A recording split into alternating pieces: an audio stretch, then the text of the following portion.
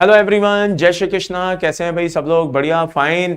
आज हमारा रहेगा लेक्चर नंबर 3 कोऑर्डिनेशन कंपाउंड का, जिसमें हम पढ़ेंगे बेटा सिनर्जिक बॉन्डिंग। ओके, और लिगेंड्स के बारे में भी पढ़ेंगे। जैसा कि मैंने आपको लास्ट टर्न पे बोला था, बहुत शानदार लिगेंड्स आने वाले हैं बेटा पेपर में। कुछ ऐसे लिगेंड्स आज मैं आपके सामने इंट्रोड्यूस करूंगा जिनमें बहुत ज्यादा मेंस और एडवांस में कई तरह के क्वेश्चंस पहले भी पूछे जा चुके हैं और इन फ्यूचर आते रहेंगे। ओके, तो उसको पढ़ने से पहले मैं चाह रहा था कि जो अभी लास्ट लेक्चर जो गया था, तो मैं सोचा क्यों ना आपके थोड़े से डाउट्स देख लिए जाएं कि भाई डाउट्स किस तरह के आते हैं। तो मैं वही इस समय आपके डाउट्स देख रहा था। ठीक है, वैसे तो भाई साहब बहुत सारे मैसेज आए हुए पड़े हैं।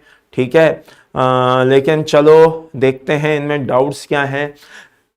एक बात मुझे आप लोगों की बहुत अच्छी लगी, मैंने आपसे कहा था कि जो मैं आपसे क्वेश्चन पूछ रहा हूं उसका प्रॉपर रिप्लाई करते रहना, तो मैंने देखा आप लोगों ने जम करके रिप्लाई किया है, ये मुझे बहुत अच्छा लगा भाई, thank you very much. Actual में क्या होता है ना कि आप लोग अगर इस तरह से क्या करेंगे बेटा, इस तरह से इनिशिएटिव लेंगे, अच्छे से अच्छा प्रॉपर एक पॉजिटिव एनर्जी शो करेंगे, तो उससे हमें भी बेटा एनर्जी मिलती है। और आप जितना ज्यादा से ज्यादा रिप्लाई करोगे ना, मेरे को भी मन करेगा क्यों ना यार और अच्छे क्वेश्चन इनको कराए जाएं। ओके, तो बस इसी तरह से रिप्लाई करते रहा करो, अच्छा लगता है, मैं भी आपको बढ़िया बढ़िया क्वेश्चन कराता रहूंगा। और देख रहा हूं भाई बहुत जबरदस्त, हाँ बढ़िया बढ़िया बढ़िया, शानदार रिस्पॉन्स है भैया, बहुत सारे। कोई डाउट नहीं है क्या? डाउट डाउट डाउट, अरे भाई साहब क्या बात है। पीवाईक्यूज क्यों नहीं कराएंगे? पीवाईक्यू तो करा ही रहे हैं बेटा, आपने देखा ही होगा लेक्चर में कितने सारे पीवाईक्यूज तो कराए हैं और आगे भी कराते रहेंगे। जैसे जैसे हम आगे बढ़ते रहेंगे बहुत सारे पीवाईक्यूज आते रहेंगे बेटा, बीच बीच में जहां जरूरत होगी मैं क्वेश्चंस वैसे के वैसे कराता रहूंगा, बिल्कुल need not to worry. Okay, अच्छा और कोई डाउट?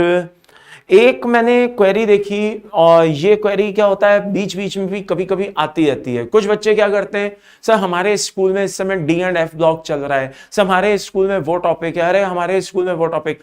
बेटा देखो, ऐसे सीक्वेंस को ब्रेक करना बहुत ही खतरनाक है, क्योंकि इनऑर्गेनिक या ऑर्गेनिक या पीसी, जैसा कि मैंने पहले लेक्चर में बोला था, सारी चीजें बेटा सीक्वेंस का खेल है।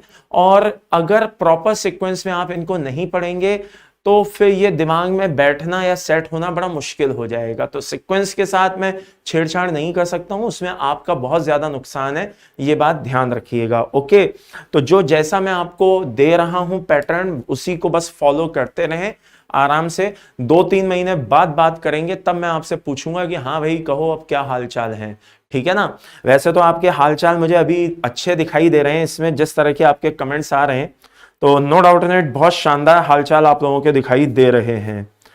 चलो, फ्री स्टाइल गेमिंग करके आईडी है, respect to you sir with my heart. चलो भाई, थैंक यू वेरी मच, मैं भी आप सबका दिल से बहुत बहुत शुक्रिया अदा करता हूँ। Thank you thank you.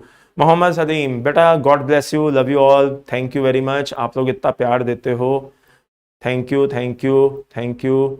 और कोई डाउट डाउट डाउट डाउट, कोई डाउट? देखो यार, एक मैसेज मुझे बहुत अच्छा मिला। ठीक है, देवांश करके है कुछ नाम, अभी थोड़ी देर पहले मैं देख रहा था, अब पता नहीं यार मिल नहीं रहा, कहाँ गया, ऊपर नीचे, शायद देवांश नाम है या पता नहीं क्या। उस बच्चे ने बहुत अच्छी चीज पकड़ी है। उस बच्चे ने क्या बोला कि देखो यार सर हैं, ये अभी कुछ समय पहले ये चैप्टर लक्ष्य में पढ़ा करके आए, और अब देखो यहाँ पे क्या कहते हैं यूट्यूब पे भी आकर के वही चैप्टर पढ़ा रहे हैं।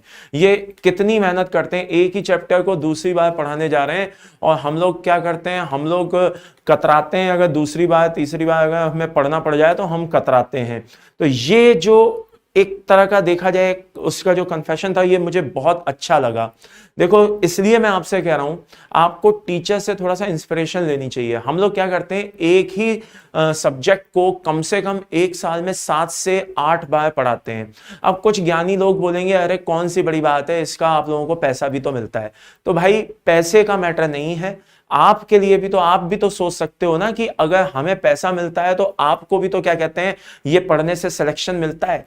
तो मैं बस इतना चाहता हूं कि ये सोच के पढ़ लो यार कि एक बार पढ़ना है, फिर दूसरी बार भी अच्छे से देखना है, फिर तीसरी बार भी हो सके तो इसका रिवीजन करना है, और बिल्कुल भी कतराना नहीं है रिवीजन करने से। क्यों? क्योंकि इसको करने से मुझे सिलेक्शन मिलेगा।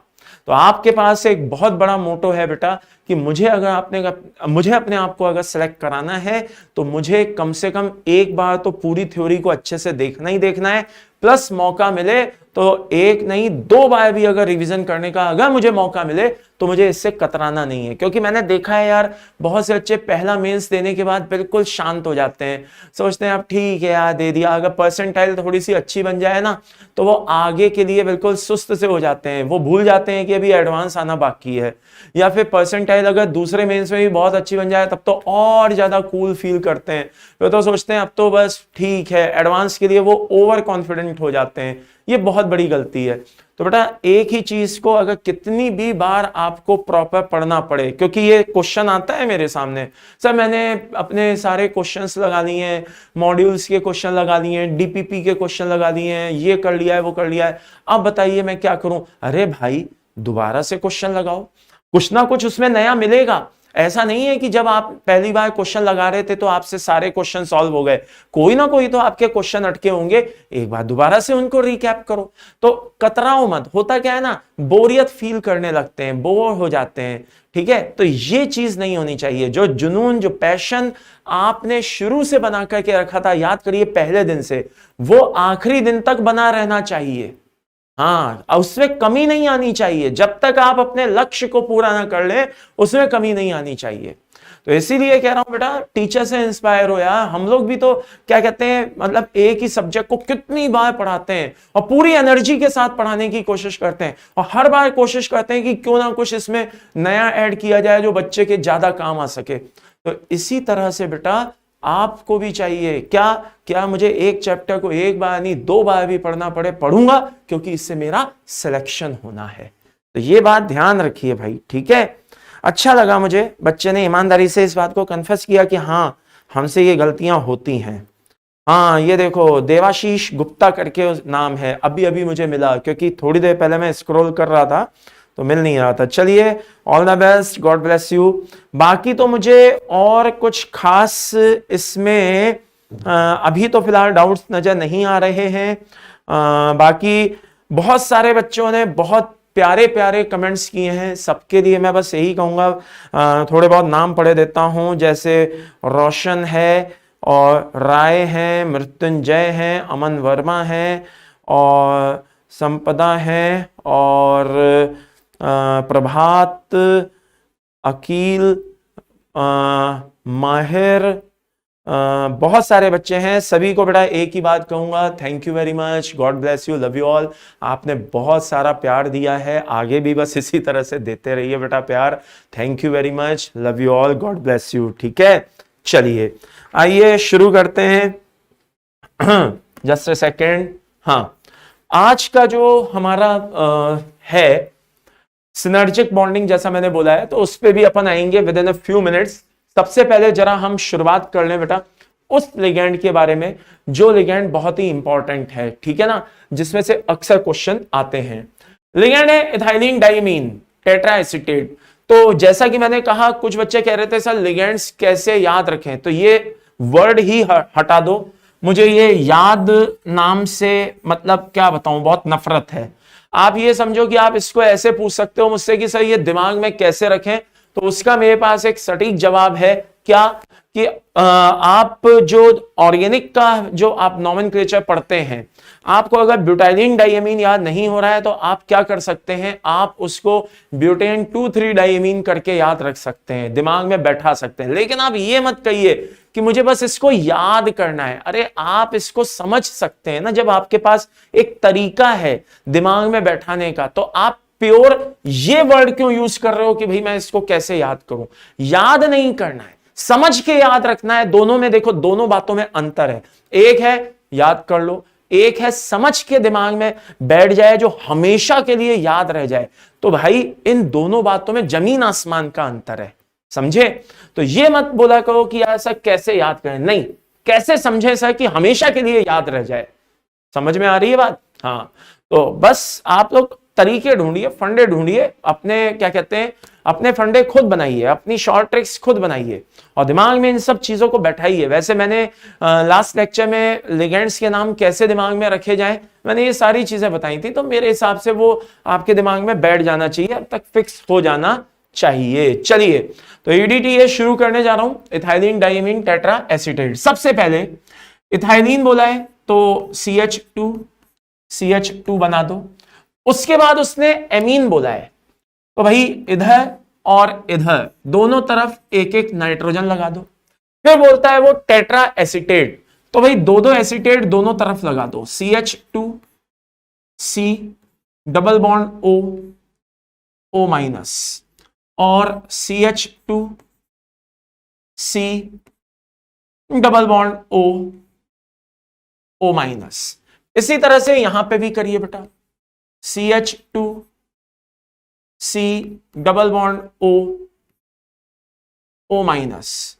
इसी तरह से यहां पे भी करिए, CH2C double bond O minus. Okay, अब यहां पे सेंटर में लगाइए CMA और इनको इस तरह से मिलाते हुए दिखा दीजिए। मतलब आप थोड़ा सा नाम पे जाएंगे ना तो अपने आप आपको काम समझ में आएगा। इथाइलिन डाइएमीन टेट्रा एसीटेट, तो अपने आप आपको स्ट्रक्चर बनती हुई नजर आएगी इस तरह से, लाइक दिस। ये लीजिए, अगर आप ध्यान से देखें तो इसकी कितनी डेंटिसिटी तैयार हुई बेटा, इसकी डेंटिसिटी तैयार हुई 6 लोन पेयर सब तरफ से आ रहे हैं, लाइक दिस। अब एज यूजुअल इसमें क्वेश्चन पूछ दिया जाता है भाई कितनी रिंग बनी, तो ये देखो भाई, ये एक रिंग बनी, ये देखिए यहां से चला, यहां से आया, यूं चला गया, तो ये दूसरी रिंग बनी, यूं चला, यूं गया और यूं आ गया, तो ये बेटा कौन सी बनी, तीसरी रिंग बनी। और इसी तरह से ये चौथी रिंग है और ये पांचवी रिंग है। टोटल 5 रिंग्स हैं। ओके, नंबर ऑफ रिंग कितनी है बेटा, 5 रिंग्स हैं। और हर एक में कितने मेंबर है बेटा, आप गिन सकते हैं, 5 मेंबर है, 1 2 3 4 5, ठीक है ना। तो 5 मेंबर हैं हर एक रिंग में।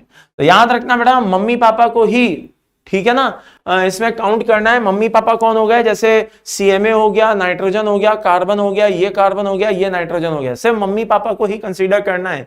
उनके साथ जो चुन्नू मुन्नू है, नुन्नू मुन्नू है, उनको किसी को भी कंसीडर नहीं करना है। रिंग में केवल और केवल उन्हीं मेन एटम्स को कंसीडर करना होता है, उनके साथ जो एसोसिएट होते हैं उनको कंसीडर नहीं करना होता है।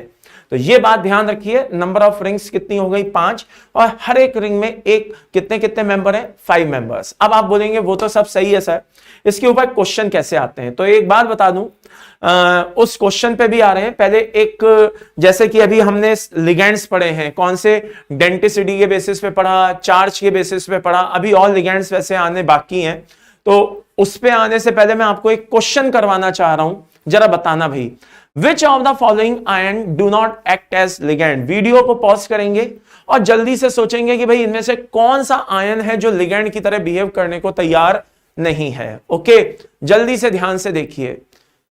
सोच लिया, बता दूं, चलो आपको क्या करना था, इस क्वेश्चन को सॉल्व करने का तरीका बता रहा हूं। आपको क्या करना था, सिर्फ ये सोचना था कि यार लिगेंड क्या होता है, जो लोन पेयर देते, हाँ या ना। अब आपको ये देखना था कि इनमें से कौन है जो लोन पेयर देने में कैपेबल है। अगर मैं H+ की बात करूं तो भाई ये लोन पेयर देगा कहां से, इसके पास तो इलेक्ट्रॉन ही नहीं है, तो ये लिगेंड की तरह बिहेव नहीं करेगा। तो एक तो आंसर क्या हो गया बेटा, ए। दूसरा ये NH4+ पे आइए, NH4 की कंडीशन कैसी होती है बेटा, ऐसी होती है, हाँ या ना। जहां तक मैं देख पा रहा हूं, समझ पा रहा हूं, इसके पास देने के लिए कोई लोन पेयर नहीं है। तो NH4 जो है, NH4+ अमोनियम आयन, ये भी लिगेंड की तरह बिहेव नहीं करेगा। अब बात आती है बेटा PH3 की। तो PH3 अपने ऊपर एक, इधर ये देख लो भाई ध्यान से, लोन पेयर लेकर के बैठा हुआ है और ये लोन पेयर डोनेट करने को भी तैयार है, तो ये भी लिगेंड की तरह बिहेव कर सकता है। इसी तरह से आपका H2 है बेटा, H2O की अगर हम बात करें तो ये भी क्या कहते हैं, लोन पेयर एक नहीं 2 लेकर के बैठा हुआ है, ये भी लिगेंड की तरह बिहेव कर सकता है। तो by the end summary is this, इसका आंसर क्या होगा, answer is A and B। तो बात चल रही थी फिलहाल ईडीटीए की। किसकी बात चल रही थी? ईडीटीए की। तो आइए ईडीटीए पे वापस से आते हैं और बहुत ध्यान से देखिएगा। अभी अभी जो हमने ईडीटीए देखा है, आई रिपीट, अभी अभी जो हमने ईडीटीए देखा है ये उसका कॉम्प्लेक्स है और ये बहुत ही फेवरेट कॉम्प्लेक्स है। किसका? मेंस और एडवांस का। इसमें कई बार पहले भी इसके क्वेश्चंस आ चुके हैं और आगे भी आते रहेंगे। और ध्यान रखना ईडीटीए जो है वो भी बहुत ज्यादा फेवरेट है मेंस और एडवांस का। तो आइए चलिए शुरू करते हैं। सबसे पहले हम क्या करेंगे, इसकी स्ट्रक्चर बनाए लेते हैं। ये CH2 है, ये CH2 है, ठीक है। आप चाहें तो मेरे साथ साथ बना सकते हैं, नोट्स आपके साथ साथ कॉपी होते रहेंगे। अब यहां पे क्या करिए, N और N लगा दीजिए, लगा दिया। अब ये जो N है इसके जस्ट सामने थोड़ी दूरी पे O लगाइए। इसी तरह से इस N के सामने थोड़ी सी डिस्टेंस पे यहां पे O लगाइए। ध्यान रखिएगा ये दोनों क्या होने चाहिए? आमने सामने होने चाहिए। तो हमने क्या किया, 4 कॉर्नर ले लिए। एक्चुअल में 2 कॉर्नर पे नाइट्रोजन है फिलहाल, 2 कॉर्नर पे ऑक्सीजन है। ओके, अब यहां से क्या करिए, आप CH2 लिखिए और इस बॉन्ड को थोड़ा बड़ा बनाते हुए यहां पे C डबल बॉन्ड O लिखिए और इसको इससे मिला दीजिए। तो ये देखिए, ये एक अपन ने क्या किया बेटा, एसीटेट जोड़ दिया, CH2C double O। Okay, N से जुड़ा है, एक हाइड्रोजन कम हो गया। ओके, यही काम आप यहां पे भी करिए। यहां पे CH2 लिखिए, फिर एक बड़ा सा बॉन्ड खींचिए और यहां पे इस तरह से इसको इस तरह से जोड़ दीजिए। ओके, अब आगे क्या करना है भाई, एक और CH2 बनाइए, फिर वहां पे C डबल बॉन्ड O लगाइए और इसको यहां पर सेंटर में O माइनस को ला करके छोड़ दीजिए, बिल्कुल सेंटर में। अच्छा, यही काम यहां पे भी करिए, CH2 C double bond O और यहां से O को लाइए और यहां सेंटर में ला करके छोड़ दीजिए। अब ये सेंटर में आपका क्या हो गया बेटा, कोबाल्ट हो गया। ओके, और यहां से एक बॉन्ड ये आ रहा है, ये एक ये आ रहा है, यहां से ये आ रहा है, यहां से ये आ रहा है, यहां से ये आ रहा है और यहां से ये आ रहा है। लीजिए, तो बन करके तैयार हो गया हमारा अच्छा खासा क्या, COEDTA कॉम्प्लेक्स। ठीक है, और मैं आपसे अब इसमें से कुछ क्वेश्चंस पूछना शुरू करूंगा, तो तैयार हो जाइए। होपफुली आपने डायग्राम तो बना ही लिया होगा। ये लीजिए, मैं स्क्रीन से हट जाता हूं। ठीक है, डायग्राम तो बना ही लिया होगा। अब जो मैं पूछता जा रहा हूं वो बताते जाइए। पॉइंट नंबर 1, जो COEDTA दिखाई दे रहा है इसमें मुझे कोबाल्ट की ऑक्सीडेशन स्टेट बताइए। मैंने आपको लास्ट टर्न पे उससे पहले भी ऑक्सीडेशन स्टेट निकालना सिखाया था कि किस तरह से ऑक्सीडेशन स्टेट देखी जाती है, सब बताया था। तो जरा बताइए कोबाल्ट की ऑक्सीडेशन स्टेट क्या है। तो मैं बता दूं आपको, क्रॉस चेक कर लीजिएगा, देखिए आपने सही सोचा या गलत सोचा। मैसेज जरूर करके बताना भाई कमेंट बॉक्स में, ठीक है ना। कोबाल्ट की यहां पे ऑक्सीडेशन स्टेट है बेटा +3। कैसे? EDTA पे -4 चार्ज है। आई रिपीट, EDTA पे कितना चार्ज है बेटा, -4 चार्ज है। EDTA -4। कैसे? -1 -1 -1 -1, 4 माइनस चार्ज है। ठीक है, अब अगर EDTA पे -4 चार्ज है और तब भी कोऑर्डिनेशन स्फीयर पे -1 चार्ज आ रहा है, तब भी कोऑर्डिनेशन स्फीयर पे क्या चार्ज आ रहा है, -1 चार्ज आ रहा है, तो अंदर -4 होते हुए भी बाहर -1 आ रहा है, ये इंडिकेट कर रहा है कि कोबाल्ट +3 है। तो आपका पहला क्वेश्चन तैयार हो गया साहब कि कोबाल्ट क्या है, +3 है। आगे अगला क्वेश्चन देखे लेते हैं। EDTA की यहां पे डेंसिटी कितनी शो हो रही है बेटा, 6। आप देख लीजिए 6 लोन पेयर दे रहा है, यानी कि ये हेक्साडेंटेट है। क्या है बेटा, हेक्साडेंटेट है। ओके, 6 डेंसिटी शो कर रहा है, तो यानी कि एक तरह का कैसा हो गया, पॉलीडेंटेट लिगैंड हो गया। डेंसिटी के बेसिस पे, चार्ज के बेसिस पे देखूं तो नेगेटिव लिगैंड हो गया। अच्छा, रिंग का फॉर्मेशन कर रहा है। क्या कर रहा है बेटा, रिंग का फॉर्मेशन कर रहा है। तो अगर रिंग की बात करूं तो दिस इज कॉल्ड किलेशन। क्या कहलाता है बेटा, किलेशन। किलेशन क्या ये शो कर रहा है, हाँ, राइट का निशान लगा दिया है, यस, ये किलेशन शो कर रहा है। तो मेरा क्वेश्चन आता है भाई, नंबर ऑफ रिंग्स बताइए कितनी है। तो ऑब्वियसली आप देख सकते हैं सामने साफ दिखाई दे रहा है, नंबर ऑफ रिंग यहां पर आपको दिख जाएंगी 1 2 3 4 5। ओके, आप चेक कर सकते हैं टोटल वही आपको कितनी रिंग बनती हुई दिखाई दे रही है बेटा, 5 रिंग बनती हुई दिखाई दे रही है। नंबर ऑफ रिंग्स कितनी है, 5। तो इस तरह के क्वेश्चंस पूछे जाते हैं। आई थिंक ये तो आपके अच्छे से क्लियर हो गए होंगे। ओके, अब आप देखिए इन पे और किस तरह के क्वेश्चन आते हैं वो भी आपको मैं दिखाई देता हूं, जरा ध्यान से देखना भाई।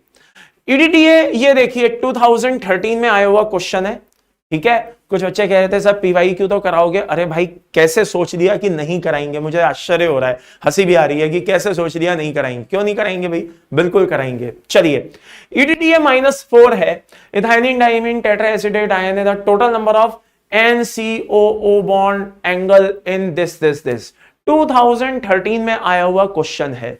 और ये क्वेश्चन हम लोग ना जाने कब से इस तरह के क्वेश्चन करवा रहे हैं, और जिस साल ये क्वेश्चन आया था लिटरली कह रहा हूं बच्चों ने दिल खोल के दुआएं दी थी, बोले थे सब मजा आ गया, एग्जैक्ट वैसा ही क्वेश्चन पेपर में आया था। ठीक है, तो चलिए क्लियर कर दूं। ये पूछता है NCOO बॉन्ड, यानी कि ये N है, ये CO है और ये O है, इस तरह के आपको कितने एंगल दिखाई दे रहे हैं, या इस तरह के आपको कितने लिंकेज दिखाई दे रहे हैं। ये देखिए NCOO NCOO, ऐसे आपको कितने लिंकेज दिखाई दे रहे हैं। ओके, तो मैं काम करता हूं, ये डायग्राम सामने ही रखता हूं और क्या करता हूं, पेंसिल की हेल्प लिए लेता हूं। आपके घर में भी पेंसिल होंगी, और नहीं है तो भाई अगली बार खरीद के रखना जब लेक्चर शुरू हो, है ना। और उन पेंसिल की हेल्प से मैं आपको ज्योमेट्री विजुलाइज करना सिखाऊंगा। अपन इसको हवा में बात नहीं करेंगे बेटा, बात समझ में आ रही है। अपन इसको हवा में नहीं बात करेंगे, अपन इसको विजुलाइज करेंगे। हाइब्रिडाइजेशन में मैंने देखा है बहुत से बच्चों को प्रॉब्लम आती है, ज्योमेट्री सर याद नहीं होती। याद, आप समझ आए ना मैं क्या कहना चाह रहा हूं, याद नहीं होती। अरे कौन कहता है याद करने को, ज्योमेट्री समझने की चीज होती है कि याद करने की। अगर आप पेन की हेल्प से चीजों को समझने की कोशिश करेंगे तो पेन पेंसिल को लेकर के मैं कह रहा हूं कभी भी आपको दिक्कत नहीं आएगी। कैसे, आइए शुरू करते हैं। ये देखिए, मान लीजिए कि मेरी तरफ जो 2 कॉर्नर हैं, ये तो 2 कॉर्नर ही हैं, 2 कॉर्नर, 4 कॉर्नर हो गए। मान लीजिए कि मेरी तरफ जो 2 कॉर्नर हैं वहां पे नाइट्रोजन है, और आपकी तरफ जो 2 कॉर्नर है मान लीजिए कि वहां पे ऑक्सीजन है, और एक ऑक्सीजन ऊपर है और एक ऑक्सीजन नीचे है। अब उसने देखिए पूछा क्या है, उसने पूछा है NCOO linkage. I repeat, NCOO linkage. तो आइए शुरू करते हैं।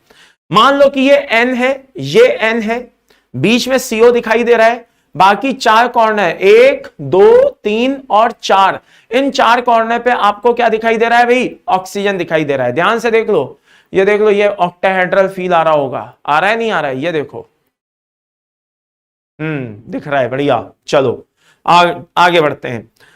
तो अब देखिएगा NCOO 1 NCOO 2, जिस तरह से NCOO 2 हैं उसी तरह से NCOO नीचे भी 2 हैं। टोटल कितने हो गए, 4, 1 2 3 4। ओके, ये आपको अपने आप भी क्या कहते हैं, पेन पेंसिल इस तरह से पकड़ के और थोड़ा सा सोचना पड़ेगा तो और अच्छा समझ में आएगा। लेकिन ये विजुलाइज करने का सबसे बेहतरीन तरीका है, हवा में ऐसे ऐसे ऐसे बात करने से लाख गुना बेटर है कि इस तरह से समझें। चलिए, तो 4 तो ये हो गए। अब आगे देखते हैं, NCOO कितने हो गए, 5, NCOO कितने हो गए, 6, यस और नो। उसके बाद NCOO 7, NCOO 8। कहने का मतलब है ये 90 पे चले गए और फिर हम 180 पे चले गए। तो किसी को अगर ना समझ में आया हो तो मैं उसको एक और मौका देना चाहता हूं, ठीक है। ध्यान से देखना बेटा, NCOO 1 NCOO 2 ऊपर चले गए, इसी तरह से 2 नीचे, NCOO कितने हो गए अभी तक, 4। अब NCO, और ये 90 डिग्री का 90 डिग्री का ऐसे टर्न मारो, NCOO 5, NCOO 6, और अब 90 डिग्री का टर्न नहीं मारना, सीधे भाग जाना है NCOO 180 पे, NCOO टोटल कितने हो गए बेटा 8। तो फाइनल आंसर इज दिस, कितना हो गया बेटा इसका 8, करेक्ट। तो मैं उम्मीद करता हूं कि आप लोगों ने क्वेश्चन जरूर सोचा होगा, और मैं उम्मीद करता हूं कि आपको इसका आंसर कितना मिला होगा 8। और आगे भी जो क्वेश्चन आते रहे वीडियो को पॉज करेंगे और फाइनल आंसर फिर क्रॉस चेक करेंगे कि जो आपने सोचा वो सही है या गलत है। तो इसी बात पे मैं आपको एक और मौका दे रहा हूं। ये मैंने अपनी तरफ से आपको 2 क्वेश्चन दिए हैं, एक तो मैंने दिया है OCOO कितने होंगे, और एक मैंने आपको दिया है NCON कितने होंगे। तो मैं यही देखना चाहता हूं कि आप लोगों को कितना समझ में आया, अभी पता चल जाएगा। जल्दी से इनके आंसर सोच लीजिए और फिर मेरा एक्सप्लेनेशन देखिए कि आपका और मेरा सोचने का जो तरीका है वो मैच कर रहा है या नहीं कर रहा है। अगर कर रहा है तो बिल्कुल सही आंसर आपका आएगा, गलती हो ही नहीं सकती। बस ध्यान रखें, ये पेंसिल को इस तरह से पकड़ना सीख लें। ज्योमेट्री तो मतलब आप बड़े आराम से अपने, मतलब क्या है, आपके बाएं हाथ का खेल है एक तरह से। कैसे, ये देखिए, बच्चे हाइब्रिडाइजेशन में परेशान होते हैं, मैं आपको बहुत सिंपल सा तरीका बता रहा हूं। क्या दिखाई दे रहा है, SP हाइब्रिडाइजेशन। ये देखिए क्या दिखाई दे रहा है भाई, SP2 हाइब्रिडाइजेशन। क्या दिखाई दे रहा है भाई, V शेप, यस आ नो। ये क्या दिखाई दे रहा है भाई देखते जाइए, SP3 टेट्राहेड्रल। ये देखिए पिरामिडल, ये देखिए V शेप, हाँ या ना। उसी तरह से और देखिए, मतलब आप ज्योमेट्री जो मेरे हिसाब से पता नहीं बहुत से बच्चों को मैंने देखा है परेशान होते हुए, ये आपके बिल्कुल बाएं हाथ का खेल है। अपन कहते हैं ना मेरे तो बाएं हाथ का खेल है, वो आप भी कह सकते हैं अरे ये तो मेरे बाएं हाथ का खेल है, ATS सर ने हमें पेंसिल से सिखाया है, ये तो हमारे लिए बाएं हाथ का खेल है। देखो, ये देखो ट्राइगोनल बाइपिरामिडल दिखाई दे रहा है, हाँ या ना। ट्राइगोनल बाइपिरामिडल, कल मैं कलर्ड पेंसिल लाऊंगा तो इन फ्यूचर क्या होगा आपको और अच्छे से साफ साफ दिखाई देगा। ये देख रहे हो भाई, अब देखो यहां से मैंने इसको ऐसे कर लिया सीसॉ, फिर मैंने एक और पेंसिल हटा दी बेंट टी शेप, फिर मैंने ऐसे कर दिया लीनियर। तो इस तरह से आप सारी ज्योमेट्रीज को बड़े आराम से बना करके देख सकते हैं। बहुत ही शानदार तरीका है, बहुत ही शानदार तरीका है। कोई भी ज्योमेट्री आपको इस तरह से रटने की जरूरत नहीं पड़ेगी। जैसे कि आप देखिए मैंने with in less than 1 minute में मैंने क्या किया, आपको सारी ज्योमेट्री एक झटके में रिवाइज करा दी। यही काम आप अपने आप घर बैठे कर सकते हैं। जब पेपर देने जाए ना पेपर रूम में, तो आस पड़ोसी आपको देख रहे हो, किसी की चिंता मत करो, बेशरम बन जाओ, चुपचाप अगर इस तरह के क्वेश्चन आए, लो पेन पेंसिल और हो जाओ शुरू और देखते रहो। सामने वाला भी देखेगा पता नहीं क्या करने में लगा है, और आपके देखते देखते क्या हो जाएगा, सारे क्वेश्चन सॉल्व हो जाएंगे। चलिए आइए, तो उम्मीद करता हूं इतनी देर में आपने आंसर सोच लिया होगा। आइए शुरू करते हैं। जैसा कि मैंने आपको बोला, मेरी तरफ क्या है, नाइट्रोजन, और इधर ऑक्सीजन है, ऊपर नीचे ऑक्सीजन है। तो अब ऐसे क्वेश्चन को सॉल्व करना है। तो पहला हम लेने जा रहे हैं OCOO, OCOO 1, OCOO 2। तो जिस तरह से OCOO ऊपर 2 हैं, वैसे ही नीचे भी ये 2 हो गए। कितने हो गए, 4। आगे OCOO, ये देखिए 90 पे मैं टर्न हो गया, OCOO, यस आर नो, कितने हो गए बेटा, 5। और इसको कौन गिनेगा, OCOO 6, 180 पे। तो इस तरह से फाइनली कितने हो गए बेटा, 6 आंसर आ रहा है, करेक्ट। और ये तो बहुत ही सिंपल है, ये तो कितना हो गया, 1। ये तो कितना हो जाएगा, 1। इसके अलावा इसमें कुछ है ही नहीं। तो होपफुली ये क्वेश्चन आपको बढ़िया से समझ में आ गया होगा। आगे बढ़ते हैं नेक्स्ट क्वेश्चन पे। ये बहुत ही इंपॉर्टेंट क्वेश्चन है बेटा, जल्दी से वीडियो को पॉज कर लेना और सोचना कि EDTA किस किस काम आ सकता है, EDTA का क्या क्या यूज है, what is the use of EDTA। जल्दी से सोच लीजिए, ठीक है। एंड आई थिंक बहुत से बच्चों ने अब तक सोच लिया होगा वीडियो पॉज करके। चलिए मैं एक्सप्लेनेशन देना शुरू करूं। देखिए EDTA जो कॉम्प्लेक्स होता है उसका मेन रोल होता है बेटा, EDTA जो कॉम्प्लेक्स बनाते हैं उनका मेन क्या काम होता है, एक तो कैल्शियम मैग्नीशियम जैसों के एस्टिमेशन में बहुत हेल्प करता है। कैल्शियम मैग्नीशियम आयन के एस्टिमेशन में क्या होता है बेटा, हेल्पफुल होता है।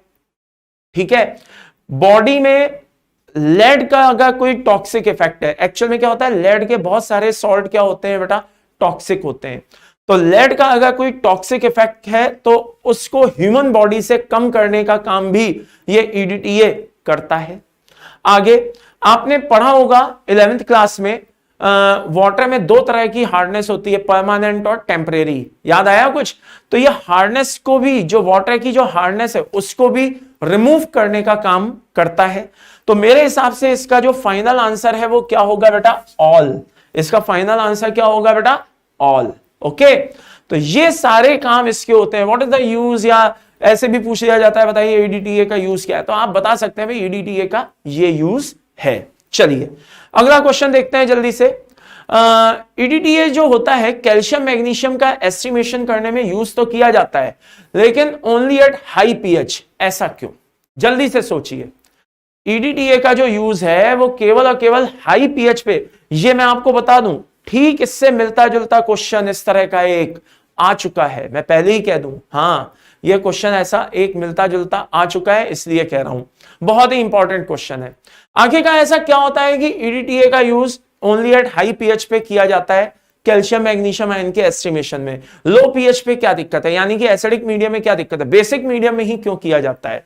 तो बड़ा सीधा सा जवाब है बेटा, सीधा सा जवाब यह है कि at low pH EDTA will be protonated, यानी कि जो ईडीटीए हैं उनसे क्या हो जाएंगे, H+ आयन जुड़ना शुरू हो जाएंगे लो पीएच पे, यानी कि जैसे जैसे मीडियम एसिडिक होता जाएगा वो H+ आयन उससे जुड़ते जाएंगे, वो प्रोटोनेटेड होता जाएगा। H+ को हम प्रोटॉन कहते हैं ना, तो वो प्रोटोनेटेड होता जाएगा। तो मान के चलिए जैसे ईडीटीए कैसा है आपके सामने, ऐसा है ईडीटीए -4, तो वो धीरे धीरे -3, -2, -1 एंड फाइनली इस तरह से कन्वर्ट हो जाएगा किसमें, ethylene diamine tetra acidic acid में। तो प्रोटोनेटेड होता जाता है, इसलिए हाई पीएच पे ही करना सही रहेगा, लो पीएच पे पॉसिबल नहीं है। बहुत ही इंपॉर्टेंट क्वेश्चन है, ये ध्यान रखिएगा। नाउ ये भी बहुत इंपॉर्टेंट क्वेश्चन है बेटा कि कौन सा मेटल है जो ईडीटीए के साथ कॉम्प्लेक्स बनाना पसंद नहीं करता, और इसका एक अपना प्रॉपर लॉजिक है। तो जल्दी से आंसर कमेंट बॉक्स में कर देना भाई, और मुझे पूरी उम्मीद है कि आपने वीडियो को पॉज करके सोच लिया होगा। And the correct answer is beryllium. जवाब बड़ा सीधा सा है, ईडीटीए के लिए जो डेंसिटी है वो क्या है बेटा, 6। ईडीटीए की मेन जो डेंसिटी है वो क्या है, 6। अब ये डेंसिटी क्या है, 6 है, यानी कि इसको 6 ऑर्बिटल चाहिए। तो भाई बेरिलियम की अगर मैं बात करूं तो 2s2 है, और 2p क्या होता है, 0 होता है। अरे हाँ या ना, लेकिन इसके पास क्या कोई 2D जैसी चीज है क्या, नहीं है। कहने का मतलब है इनके पास d ऑर्बिटल्स अवेलेबल नहीं होते हैं।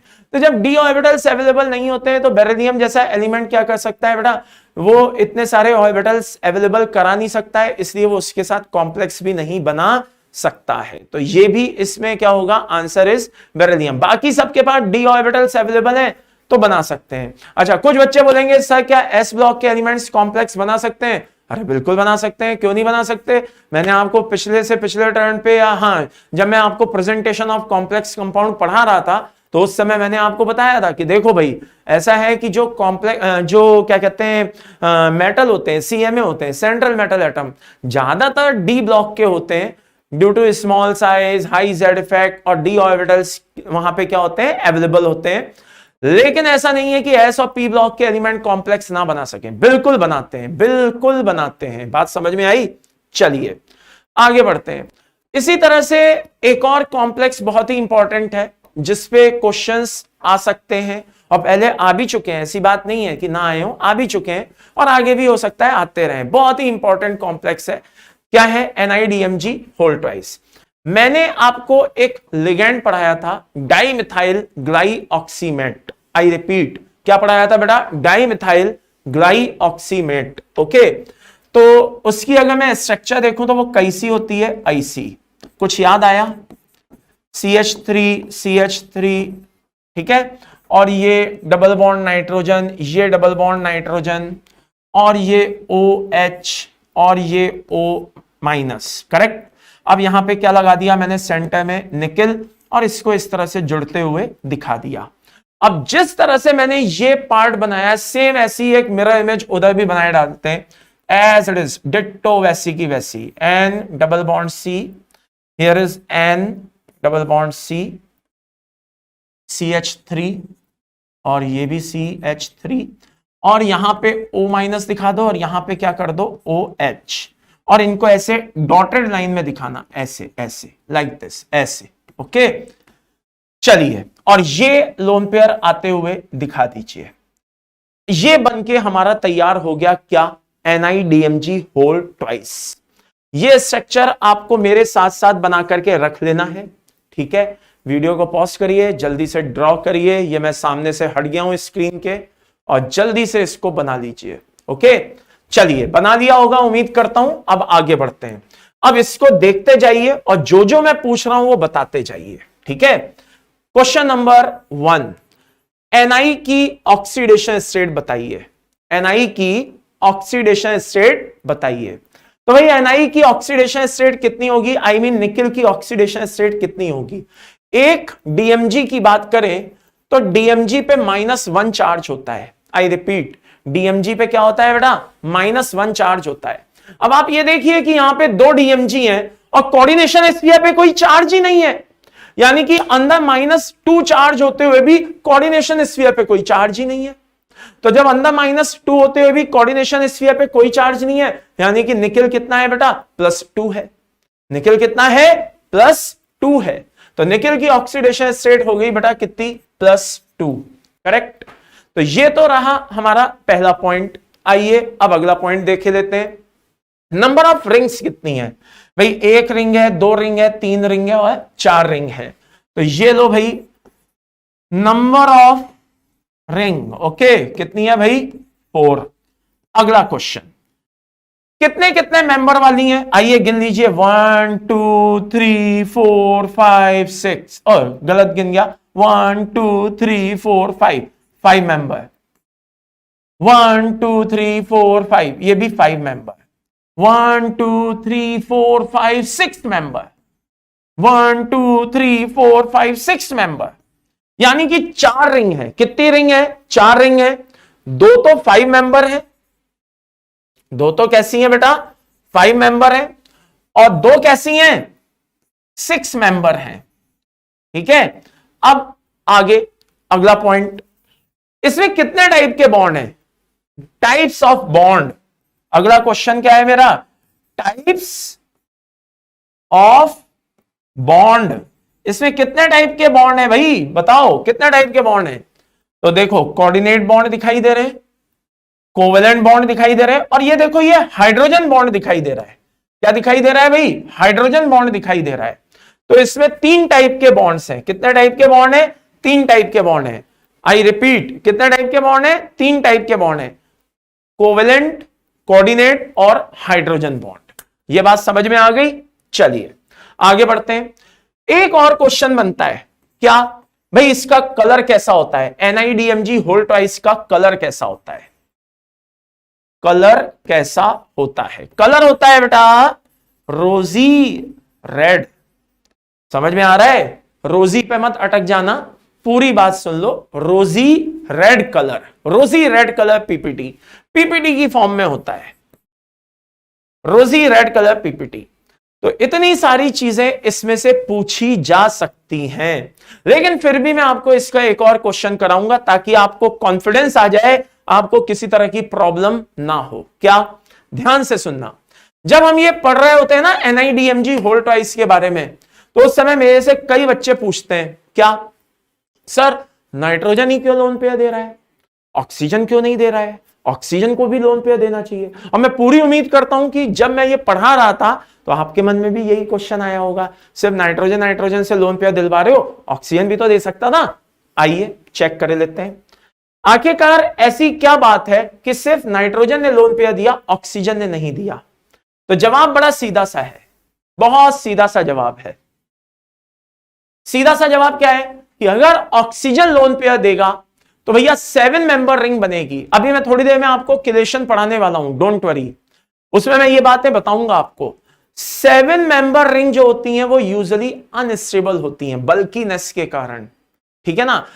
3 और 4 मेंबर रिंग भी यूजुअली अनस्टेबल होती हैं रिपल्शन के कारण, 7, 8, 9 बल्कीनेस के कारण। लेकिन जो होती हैं 5 और 6 जो होती हैं वो बहुत ही स्टेबल होती हैं।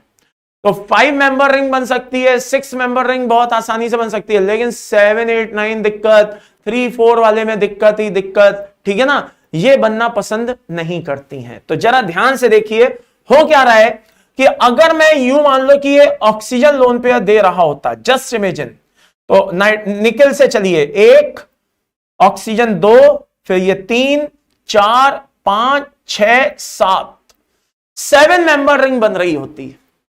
Not possible. बहुत से बच्चे दिमाग बढ़ाते हैं, सब मान लो अगर ये नाइट्रोजन हो जाए और ये ऑक्सीजन हो जाए, ये यहां से लोन पेयर दे देता तब तो हो जाता काम। अरे कहां से होता? मान लो ये निकल है 1, ऑक्सीजन से लोन पेयर आ रहा होता 2, फिर नाइट्रोजन पे पहुंचते 3 और वापस यहां पे आ जाते 3 मेंबर रिंग। तो यानी कि 7 मेंबर हो, 3 मेंबर हो, ऐसी जो भी रिंग्स होती हैं वो अनस्टेबल होती हैं। इसलिए ऑक्सीजन यूजुअली यहां पे डोनर एटम की तरह बिहेव करना पसंद नहीं करता है। ज्यादा हम प्रेफरेंस किसको देते हैं? नाइट्रोजन को देते हैं, ऐसा माना जाता है। चलिए आगे। अब बात आती है बेटा फ्लेक्सी डेंटेड लिगैंड की। बात समझ में आ रही है? कौन से डेंटेड लिगैंड की बेटा? फ्लेक्सी।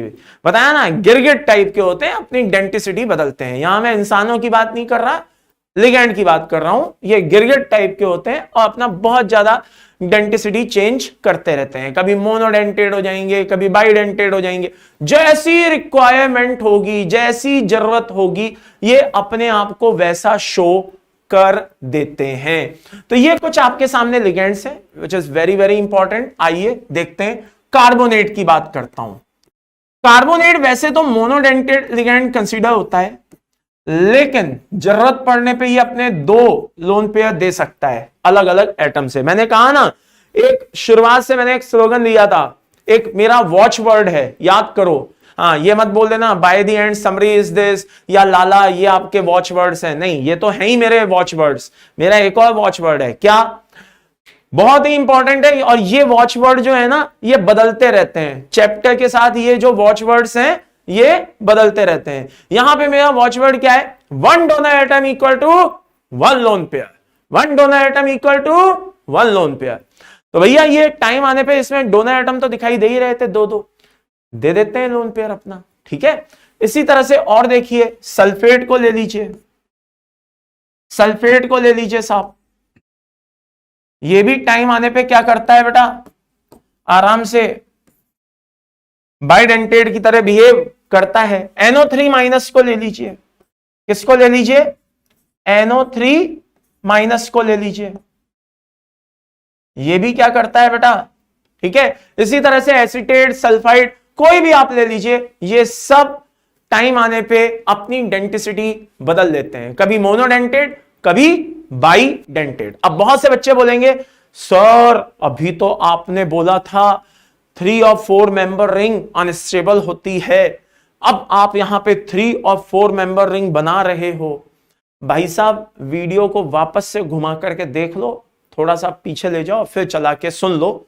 मैंने ये बोला था 3 और 4 मेंबर रिंग्स यूजुअली अनस्टेबल होती हैं। कहने का मतलब है अनस्टेबल होती हैं, यानी कि मैं ये नहीं कह रहा कि नेवर डज नॉट एग्जिस्ट, ऐसा मैं कभी नहीं कह रहा कि कभी नहीं बनती, मैंने ये नहीं बोला। मैंने बोला अनस्टेबल होती हैं, यानी कि बनेंगी लेकिन स्टेबिलिटी को अचीव नहीं कर पाएंगी। यानी कि ऐसे जो कॉम्प्लेक्स होंगे जिनमें ये बाइडेंटेड की तरह बिहेव कर रहा है, अगर इनको उन कॉम्प्लेक्स से कंपेयर किया जाए जो मोनोडेंटेड जिसमें ये काम कर रहा है, तो बहुत हद तक चांसेस हैं कि जिसमें ऐसे लिगेंड मोनोडेंटेड का काम कर रहे होंगे, बहुत हद तक चांसेस हैं कि वो कॉम्प्लेक्स ज्यादा स्टेबल होंगे एज कंपेयर टू उन कॉम्प्लेक्स के जिनमें ये बाइडेंटेड का काम कर रहा है। क्योंकि रिंग है ना यार, तो रिंग है, लेकिन वो कैसी रिंग है? 4 मेंबर रिंग है, 3 मेंबर रिंग है, तो इसलिए उनकी स्टेबिलिटी जो होती है वो कंपैरेटिवली कम होती है। ठीक है ना। चलिए, मैंने ये नहीं कहा कि कभी एग्जिस्ट नहीं करेंगे, मैंने कहा अनस्टेबल होते हैं। चलिए आगे बढ़ते हैं। आगे अगला आता है बेटा लिगेंड। कौन सा? एम्बीडेंटेड लिगेंड। एम्बीडेंटेड लिगेंड क्या कहलाता है? जरा ध्यान से देखिएगा। ये वो लिगेंड्स होते हैं ठीक है, ध्यान से सुनना बेटा, ये वो लिगेंड्स होते हैं जिनमें एक से ज्यादा डोनर एटम होते हैं। जैसे एक मैं साइनाइड का एग्जांपल ले रहा हूं। किसका एग्जांपल ले रहा हूं बेटा? साइनाइड का। साइनाइड की ये कंडीशन है, ध्यान से देख लीजिए, हां या ना। और ये साइनाइड की कंडीशन है, चाहो तो लोन पेयर दिखा दिया है तो माइनस चार्ज दिखाने की जरूरत नहीं है, और नहीं है तो दिखा दो, कोई फर्क पड़ता नहीं है। चलिए, यहां पे दो डोनर एटम है, कार्बन भी है, नाइट्रोजन भी है। समय आने पे कार्बन भी अपना लोन पेयर दे सकता है, समय आने पे नाइट्रोजन भी अपना लोन पेयर दे सकता है। लेकिन ध्यान रहे, एक समय में कोई एक ही अपना लोन पेयर देगा, दोनों अपना लोन पेयर एक साथ नहीं देंगे। अगर इन दोनों ने अपना लोन पेयर दे दिया मान लो, तो भैया ये अनस्टेबल हो जाएगा, 3 मेंबर रिंग है, फिर तो संकट हो जाएगा। तो ये कोई एक ही अपना लोन पेयर दे पाता है, या तो कार्बन देगा या नाइट्रोजन देगा। This is called एम्बीडेंटेड ligand. अब इसमें जो मैं आपको नाम बताने जा रहा हूं, वो नाम बहुत ही इंपॉर्टेंट है, ध्यान से सुन लीजिएगा। उसका रीजन है, रीजन बड़ा सीधा सा है बेटा, कि जो यहां पे जो क्या कहते हैं लिगेंड्स हैं, उनके नाम आगे आईयूपीएसी यानी कि नॉमेनक्लेचर में काम आने वाले हैं। तो नॉमेनक्लेचर में ये बहुत काम आएंगे, तो आपको पता होना चाहिए, आपके नॉलेज में होना चाहिए, इसलिए मैं ये सारे नाम यहां पे लिख करके लाया हूं। वो सारे नाम क्या है, जरा ध्यान से देख लीजिए। ये सारे नाम मैं लिख करके लाया, ओके। लेकिन ऐसा नहीं है कि जो मैं नाम लिख करके लाया हूं ये आपके लिए सफिशिएंट है, नहीं। मैं आपको बताता हूं कि इनमें एक असल में इनकी क्या कहानी छुपी हुई है। साइनाइड को हम और किस नाम से जानते हैं? साइनाइड सी। और इसको हम किस नाम से जानते हैं? Cyanide N. सर क्या कहना चाहते हो? मैं ये कहना चाहता हूं कि मैं इसको इस तरह से भी लिख सकता हूं। अगर मैं साइनाइड लिख रहा हूं तो मैं इसको इस तरह से भी लिख सकता हूं। बस ध्यान रखना कि सफिक्स और प्रीफिक्स एक साथ नहीं आएंगे। क्या मतलब सर? आप देखिए, जब कार्बन लोन पेयर दे रहा था तो मैंने इसको साइनाइड बोला, जब नाइट्रोजन लोन पेयर दे रहा था तो नॉमेनक्लेचर कहता है कि हम इसको आइसोसाइनाइड कह के पुकारेंगे। नाइट्रोजन लोन पेयर दे रहा है तो क्या कह के बोलेंगे? आइसोसाइनाइड। कार्बन दे रहा है तो क्या बोलेंगे? साइनाइड। ये बात क्लियर है? आगे लेकिन एक और चीज आती है, क्या? कि अगर आप आइसो वर्ड यूज नहीं करना चाहते हो, मत करो, आप क्या करो? साइनाइड एन बोल दो। तो जब आप साइनाइड एन बोलोगे तो आइसो नहीं लगाना, जब आप आइसो बोलोगे तो एन मत लगाना। यानी कि प्रीफिक्स लगाओ तो सफिक्स मत लगाना, सफिक्स लगाओ तो प्रीफिक्स मत लगाना। Very simple. कोई एक चीज बताना, या तो ये या तो वो, सिंपल हो जाएगा भाई। इसी तरह से बाकियों में भी चलता है बेटा। जैसे नाइट्रो, तो हम इसको बोल सकते हैं नाई ट्राई टो एन, और इसको बोल सकते हैं नाई ट्राई टो ओ। इसी तरह से ये थायोसाइनेट है। क्या है बेटा? थायोसाइनेट है। इसी तरह से ये आइसोथायोसाइनेट है। तो थायोसाइनेट में वही हम काम कर सकते हैं, थायोसाइनेट एस, थायोसाइनेट एन, वही काम कर सकते हैं। जैसे ये भी आ सकता है साइनेट, ठीक है, ओ, और ये भी आ सकता है साइनेट एन। तो कुल मिलाकर के अच्छा यही काम यहां पे भी चल रहा है, ओके। तो ये चीज आपके लिए बहुत इंपॉर्टेंट है बेटा, ये ध्यान रखिएगा, इट्स वेरी वेरी इंपॉर्टेंट। इसमें एक और लिगेंड जो है मुझे मिसिंग दिखाई दे रहा है, वो भी बता देता हूं। C2S2O2 2-, इसको बोलते हैं बेटा डाइथायोऑक्सिलेट। क्या बोलते हैं? डाइथायोऑक्सिलेट। कैसे? जरा ध्यान से सुनना। ये कार्बन है, ये डबल बॉन्ड O है, ये डबल बॉन्ड O है, और ये O है, और ये O है। इसको आप ऑक्सिलेट बोलते हो। मैं कहता हूं कहीं से भी 2 O कम करो, या तो ये दोनों कम करो या ये दोनों कम करो, ठीक है ना। ऐसे नहीं चलेगा कि एक ही तरफ के उड़ा दिए, गलत। या तो ये कम करो या ये कम करो। ये कम करे देते हैं मान लो। अब ये कहलाया डाइथायोऑक्सिलेट। क्या कहलाया? डाइथायोऑक्सिलेट। और अगर सल्फर दे रहा है तो हम बोलेंगे डाइथायोऑक्सिलेट एस, और अगर ऑक्सीजन दे रहा है कैसे? ऐसे, लाइक दिस। ये लीजिए। ओके, तो हम इसको बोलेंगे डाइथायो ऑक्सिलेट ओ। तो ये इस तरह के नाम होते हैं बेटा, which is very very important, आपको ये सब पता होने चाहिए। ठीक है, चलिए आगे बढ़ते हैं भाई। अब जरा क्वेश्चन टाइम चालू हो रहा है, तो जरा ध्यान से अच्छे से सुनिएगा। ठीक है, एजाइड है N3 minus, I repeat, azide है N3 माइनस, ये लो भाई। और एक है आपके सामने हाइड्राजीन N2H4, करेक्ट। और दोनों में ही दो दो लोन पेयर, एक लोन पेयर इधर एक इधर, और इसमें भी इधर इधर लोन पेयर। अब क्वेश्चन ये है कि ये इनकी डेंटिसिटी क्या होगी। कहने का मतलब ये मोनोडेंटेट होंगे या बाइडेंटेट होंगे, कैसे होंगे। हमारे सामने ये सबसे बड़ा क्वेश्चन है कि वाई एजाइड और हाइड्रोजन बिहेव एज मोनोडेंटेट। तो क्वेश्चन से एक बात तो क्लियर हो गई कि मोनोडेंटेट होंगे, बाइडेंटेट नहीं होंगे। तो फिर मेरे मन में क्वेश्चन आता है, अच्छा अगर ऐसी बात है तो भाई मोनोडेंटेट ही क्यों होंगे, वाई। तो आई थिंक इतनी देर में आपने सोच लिया होगा, और ना सोचा हो तो अभी भी मैंने इसका रिप्लाई दिया नहीं है, आप चाहें तो वीडियो पॉज करके सोच लीजिए। ठीक है, तो आई थिंक सोच लिया होगा आपने इतनी देर में। चलिए बताता हूं, ये ऐसे और ये ऐसे 4 मेंबर, कितनी 4 मेंबर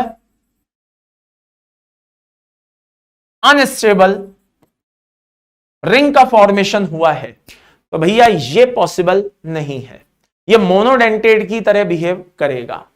और ये तो बिल्कुल ही समस्या में आ गया है, क्यों, क्योंकि यहां तो 3 मेंबर रिंग का फॉर्मेशन हो रहा है। कैसा हो रहा है बेटा, 3 मेंबर रिंग का फॉर्मेशन हुआ है, जो कैसा है, अनस्टेबल है। तो 3 मेंबर 4 मेंबर रिंग बनने की वजह से ये बिल्कुल भी पॉसिबल नहीं है। ये बात समझ में आ गई, ये बिल्कुल भी पॉसिबल नहीं है। ये सबसे बड़ी इनका ड्रॉबैक है। तो दो दो लोन पे लेकर के बैठे हुए हैं, वो इधर इधर, ये इधर उधर, लेकिन ये मोनोडेंटेट की तरह बिहेव करेंगे, बाइडेंटेट की तरह बिहेव नहीं करेंगे। ये बात समझ में आ गई। चलिए अब आगे बढ़ने से पहले जरा मैं एक आपको क्वेश्चन करवाना चाहता हूं, जरा ध्यान से सुनना। मुझे पता है कि बहुत से बच्चे मुझे मैसेज करके बोलेंगे, ये क्वेश्चन पूछेंगे, सर एक बात बताइए, कोई लिगेंड मोनोडेंटेट की तरह बिहेव करेगा या कोई लिगेंड बाइडेंटेट की तरह बिहेव करेगा, सब मुझे कैसे पता चलेगा।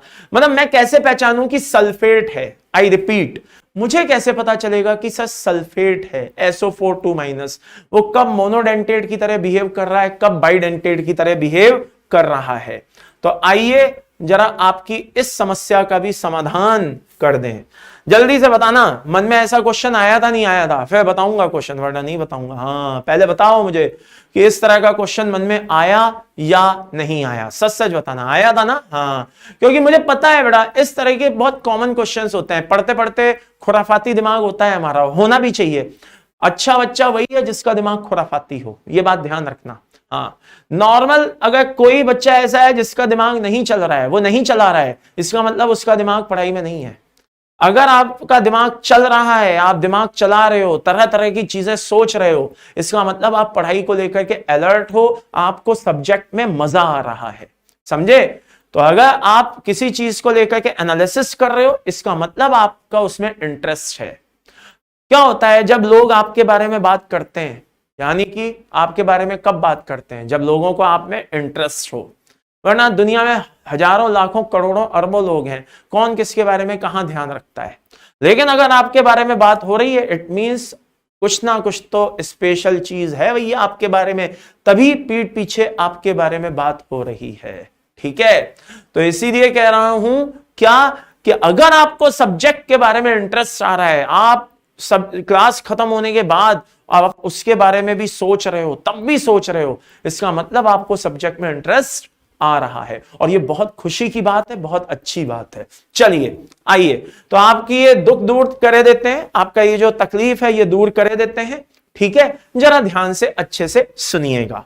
ओके, हाँ, क्वेश्चन मेरा ये है, बहुत ही इंपॉर्टेंट क्वेश्चन है, क्वेश्चन मेरा यह है कि आखिरकार मुझे कैसे पता चलेगा कि लिगेंड मोनोडेंटेड है या बाइडेंटेड है। मान लो दो कॉम्प्लेक्स हैं बेटा, आई रिपीट, कितने कॉम्प्लेक्स हैं? दो कॉम्प्लेक्स हैं, CO NH3 होल 5 SO4। एक ये कॉम्प्लेक्स है और एक ये कॉम्प्लेक्स है, CO NH3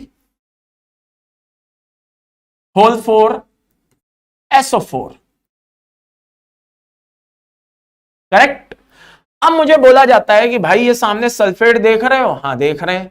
चलो एक बात बताओ, इसकी डेंसिटी क्या है इस कॉम्प्लेक्स में और इस कॉम्प्लेक्स में? तो यहां पे मैं आपको एक चीज क्लियर कर दूं कि पहले से ही वो आपको कहीं ना कहीं इसका कोऑर्डिनेशन नंबर बता करके रखेगा।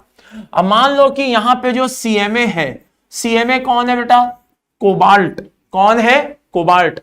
इसका कोऑर्डिनेशन नंबर फिक्स है, आई रिपीट, इसका कोऑर्डिनेशन नंबर फिक्स है और वो है 6। इसका कोऑर्डिनेशन नंबर 6 फिक्स है। तो अब हमें कोऑर्डिनेशन नंबर 6 को मेंटेन करना है और सल्फेट की डेंसिटी को बताना है। तो जल्दी से बताओ भाई, मेरा मुंह क्या देख रहे हो? इतनी देर में तो खटाखट आप आंसर ही लिख दोगे, मुझे पता है।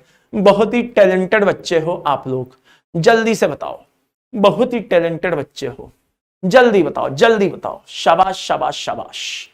चलिए, हाँ जी, इतनी देर में आपने सोच लिया होगा। आइए बताए देते हैं। ये अमोनिया देख रहे हो, मोनोडेंटेड होता है, ये तो मानते हो। एक अमोनिया एक लोन पेयर दे रहा है तो 5 कितने देंगे? 5। कोऑर्डिनेशन नंबर मुझे कितना चाहिए? 6। अगर किसी बच्चे को क्या कहते हैं समस्या हो कोऑर्डिनेशन नंबर क्या होता है, तो भाई पहले तो बता दें कि थोड़ा सा मैं इसको ब्रीफ कर चुका हूं और बाकी इसको मैं आगे जाके एक्सप्लेन करने वाला हूं, ठीक है ना। नेक्स्ट लेक्चर में मैं कोऑर्डिनेशन नंबर को बढ़िया से एक्सप्लेन करने वाला हूं कि कोऑर्डिनेशन नंबर होता क्या है। लेकिन कुछ बड़े लोग होते हैं ना, वो क्या करेंगे, पहला लेक्चर दूसरा लेक्चर छोड़ के डायरेक्ट यहां पे पैराशूट लैंडिंग मारेंगे, सीधे यहां पे आके बोलेंगे बढ़िया तो चल रहा है, ठीक चल रहा है, लेकिन ऐसी समस्या ये आ रही है, ये कोऑर्डिनेशन क्या होता है। अरे भाई मेरे, पहला लेक्चर सुना होता, दूसरा लेक्चर सुना होता, तो तीसरे लेक्चर में आकर के ये क्वेश्चन ना करते। खैर, तो होता है, लेकिन क्या करें, मजबूरी है, सबको साथ लेके चलना है। बात समझ में आ रही है? पढ़ने वाले को भी और जो हमारे आदरणीय सम्माननीय जो ढक्कन है उनको भी, सबको साथ लेके चलना है। जो डायरेक्ट इसको वेब सीरीज की तरह यूज करेंगे, अच्छा चलो पहले 2 एपिसोड छूट गए कोई बात नहीं, तीसरे से देख लेंगे, समझ में तो आ ही जाएगा। तो भाई बाई द वे बता दें, ये वेब सीरीज नहीं है बेटा, हाँ ये पढ़ाई की सीरीज है और इसमें इस सीरीज में सीक्वेंस की बहुत इंपॉर्टेंस होती है। ऐसा नहीं है कि जहां से शुरू किया वहां से सब कुछ समझ में आ जाएगा। थोड़ा ठीक है, अपने मतलब पुराने लेक्चर्स को भी उठा करके देखना पड़ता है। और अगर वो लेक्चर्स उठा करके नहीं देखोगे बेटा, तो फिर वो लेक्चर्स एक समय आने पे वो लेक्चर नहीं पुराने पाप कहलाने लगते हैं। तो भाई ये पाप आपसे ना हो, इसीलिए मैं आपको बहुत प्यार से ये चीज समझा रहा हूं, आपके भले के लिए समझा रहा हूं कि पुराने जो भी आपके लेक्चर्स हैं, अगर आपको कोऑर्डिनेशन कभी भी शुरू करना है, बीच में से शुरू ना करिए। मैं तो कोऑर्डिनेशन क्या यार, मैं तो कह रहा हूं कोई भी चैप्टर शुरू करना है, बीच में से कभी भी शुरू ना करिए, फिर वो चीज समझ में नहीं आती है। और एंड में सबसे आसान काम होता है टीचर को गरिया दो, पता नहीं क्या समझाते रहते हैं, पता नहीं क्या क्या बोलते रहते हैं, आते हैं और पता नहीं सुना सुनू के चले जाते हैं, पढ़ाते पढ़ाते हैं नहीं, ये वो फलाना ढिमाका। तो भाई मेरे, ये काम करने से बेटर है कि बात की गंभीरता को समझें, आपके भले के लिए कह रहे हैं, ठीक है ना, कि जब भी पढ़ाई करें तो भाई पुरानी कमियों को दूर करें। पहले पूरा ना पढ़ सकते हो भाई, रिवीजन ही कर लें, थोड़ा सा चलते चलाते देख लें, ठीक है ना, उसके बाद आगे बढ़ें, तो ये आपके लिए ज्यादा बेटर होगा। चलिए, तो by the end summary is this. इतनी देर में बहुत से बच्चों ने सोच लिया होगा क्या कि यहां पे क्या है, 5 लोन पेयर है, यानी कि कोऑर्डिनेशन नंबर 5 तो कंप्लीट हो रहा है, एक और चाहिए, एक लोन पेयर और चाहिए 6 को पूरा करने के लिए। सल्फेट यहां पे मोनोडेंटेट का काम करेगा, लेकिन यहां पे 4 लोन पेयर है, यानी कि टेट्रा, यानी कि 4 कोऑर्डिनेशन नंबर पूरा हो रहा है, 2 और चाहिए, तो ये यहां पे किसका काम करेगा बेटा? बाइडेंटेट लिगेंड का काम करेगा। दिस इज हियर किसकी तरह बिहेव करेगा? बाइडेंटेड लिगेंड की तरह बिहेव करेगा। तो इस तरह के क्वेश्चंस पूछे जाते हैं, वेरी वेरी इंपॉर्टेंट। अब आपको समझ में आ गया होगा कि मुझे कब किसको मोनोडेंटेड और कब किसको बाइडेंटेड बताना है। डायरेक्ट आपको नहीं बोलेगा, हाँ बिल्कुल सारी इंफॉर्मेशन गायब करके और सीधे बोले चलो बताओ इसमें मोनोडेंटेड है कि बाइडेंटेड है, ऐसा पॉसिबल नहीं है। कुछ ना कुछ आपको इंफॉर्मेशन देगा जिसके बेसिस पे आप चीजों को पहचान सके। ओके, चलिए आगे बढ़ते हैं। अगला है अभी थोड़ी देर पहले मैंने बोला था कि भाई किलेशन आएगा तो हम किलेशन को एक्सप्लेन करेंगे, ठीक है। तो आइए देख लेते हैं किलेशन क्या है क्या नहीं है। जो जो मेन बातें हैं वो मैंने सब यहां पे लिख दी हैं, बस आप तो मेरे गिने चुने 2-4 पॉइंट समझ लीजिए। किसी लिगैंड का सीएमए के साथ मिलकर के रिंग बनाना, जैसे ये देखिए ये प्लेटिनम है और ये लिगैंड इसके साथ मिलकर के क्या कर रहा है, रिंग बना रहा है, किलेशन कहलाता है। ये बात समझ में आ गई, पॉइंट नंबर 1। आगे ये इस तरह से जो रिंग बनती हैं वो कब स्टेबल होंगी कब अनस्टेबल होंगी वो मैंने यहां पे लिख दिया है, ठीक है। 5 और 6 मेंबर रिंग जो है वो हाईली स्टेबल होती हैं। ये थोड़ा सा यहां पे गलत छप गया है, ये लाइन एक्चुअल में इसके लिए थी, ठीक है, वो गलती से वहां पे छप गई है, ध्यान रखिएगा। आगे 3 और 4 मेंबर रिंग यूजुअली अनस्टेबल होती हैं ड्यू टू रिपल्शन, और बल्कीनेस के चलते 7, 8, 9 भी कैसी होती हैं या ऑनवर्ड्स जो भी हैं वो भी क्या होती हैं, अनस्टेबल। हाँ 3, 5, 6 मेंबर जो रिंग होती हैं वो बढ़िया रहती हैं, स्टेबल रहती हैं, सस्टेनेबल होती हैं, ठीक है। आगे और बाकी तो ऐसे कॉम्प्लेक्स जिनमें क्या कहते हैं मोनोडेंटेड हो तो वो तो इस तरह से रिंग फॉर्मेशन नहीं करेंगे, एटलीस्ट बाइडेंटेड लिगैंड का होना बहुत जरूरी है। कैसे लिगैंड्स का होना जरूरी है बेटा, एटलीस्ट बाइडेंटेड लिगैंड का होना बहुत जरूरी है। किसके लिए, रिंग फॉर्मेशन के लिए। मोनोडेंटेड कैसे रिंग बना लेगा ये तो आप भी जानते हो, बाइडेंटेड का होना बहुत जरूरी है। ओके चलो तो यहां तक हो जाएगा भाई। बाकी ये जो लाइन है पॉइंट नंबर 4 ये सब मैं आपको सीएफटी के समय समझाऊंगा, ये सारे पॉइंट्स मैं अभी नहीं बताऊंगा, ये सब सीएफटी के समय समझाऊंगा कि आखिरकार कैसे कौन सा कॉम्प्लेक्स ज्यादा स्टेबल होता है कौन कम स्टेबल होता है, ये सब अपन आगे समझेंगे। मेन जो बातें हैं वो मैंने आपको बता दी हैं, ठीक है, जिन पे आपको फोकस करना है वो मैंने आपको बता दिया है। ये पॉइंट नंबर 4 पे अभी फोकस नहीं करना है, ये मैंने निशान वहां से हटा दिया है। ओके चलिए आगे बढ़ते हैं भाई। अब बात आती है बेटा वही जो मैंने आपको कहा था ना, सिनर्जिक बॉन्डिंग की। किसकी बात आती है, सिनर्जिक बॉन्डिंग की। ओके तो आइए सिनर्जिक बॉन्डिंग शुरू करते हैं, जरा ध्यान से देखिएगा। Based upon bonding interaction between the ligand and the central atom. अब आप इस बात को कुछ इस तरह से समझिए कि लास्ट टर्न पे मैंने आपको बताया था, अगर याद हो तो क्या बताया था बेटा, मैंने बोला था कि कुछ ऐसे लिगेंड्स होते हैं, वैसे तो नॉर्मली लिगेंड का काम होता है लोन पेयर देना, लेकिन यहां पे कुछ ऐसे भी लिगेंड्स होते हैं जिनका काम होता है लोन पेयर देना भी और सेंट्रल मेटल एटम से लोन पेयर लेना भी। तो इस तरह से लिगेंड्स को 2 पार्ट में क्लासिफाई किया गया, एक बोला गया क्लासिकल लिगेंड, दूसरा बोला गया non classical ligand. Classical ligand का मतलब होता है भैया जो सिर्फ लोन पेयर देना जानते हैं, नॉन क्लासिकल लिगेंड का मतलब होता है जो लोन पेयर देना और लेना दोनों जानते हैं। बात समझ में आई। और इसी प्रोसेस को हम किस नाम से जानते हैं, सिनर्जिक बॉन्डिंग के नाम से जानते हैं। इसे हम वैसे कॉम्प्लेक्स की बैक बॉन्डिंग भी कह सकते हैं। क्या बोल सकते हैं, कॉम्प्लेक्स की बैक बॉन्डिंग, या आप इसको सिनर्जिक बॉन्डिंग के नाम से भी जानते हैं। तो अब हमें यह देखना है कि भाई क्लासिकल और नॉन क्लासिकल कौन कौन से होते हैं।